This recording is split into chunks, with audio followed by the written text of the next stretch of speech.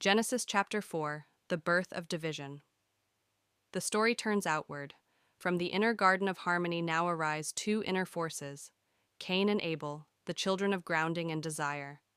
They are not two men, but two principles within the self. Abel tends the flocks.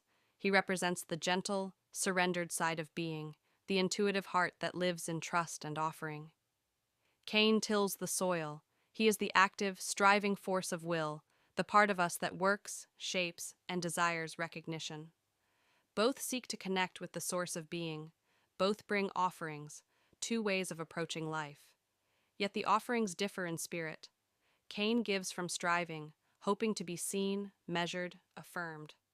Abel gives from stillness, a quiet gesture of harmony, flowing naturally from presence. Being responds not to the form of the gift, but to the heart from which it comes.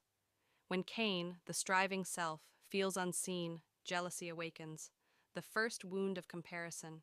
He rises and slays Abel. Action without presence, will without heart. Thus begins the inner conflict, doing over being, achievement over acceptance, control over peace, the heart silenced by the hand.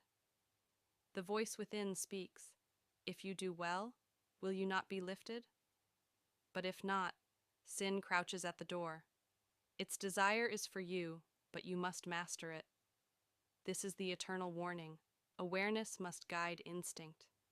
Yet striving does not listen, and separation deepens. The gentle is silenced, and the restless builds a world from the dust of exile. The voice within calls, "Where is your brother?" It is not accusation, but awakening, the cry of conscience. Cain hides behind denial, "Am I my brother's keeper?" And the voice replies, "Your brother's blood cries from the ground." The earth, once life-giving, now holds memory, the weight of harm, the echo of separation. Cain is marked, not condemned, but made conscious. The mark is not punishment, but awareness, the sign that even when exiled, the self carries the memory of unity. He goes east of Eden, further from innocence, deeper into complexity. From him come cities, crafts, and culture, the restless creativity of a being who builds to fill what cannot be filled. Through struggle, humankind begins to create, to express, to seek belonging.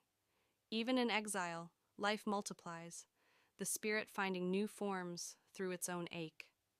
The generations that follow are not of blood, but of consciousness, invention, art, structure, pride, each layer moving further from the quiet knowing of the source. But life renews itself.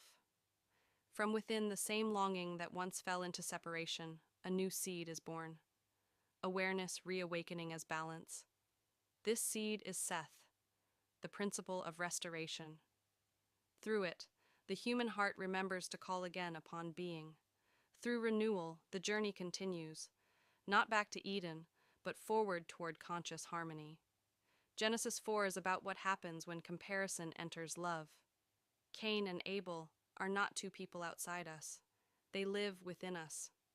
When awareness and desire come together, life begins to express itself in two ways, through action and through presence.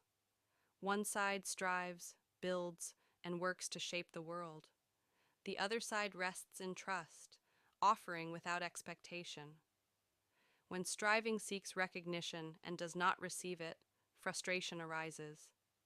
It compares itself, feels rejected, and turns against the peaceful part of being. This is how inner conflict begins.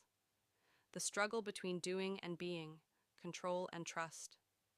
When life is lived only from striving, it becomes restless.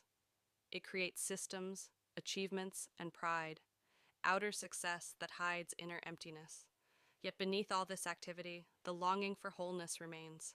Renewal begins when awareness awakens again, when the heart remembers that life's truest offering is not what is produced, but the consciousness behind it.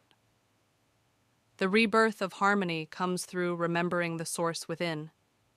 It is the reuniting of action and presence, the rediscovery of balance between effort and grace.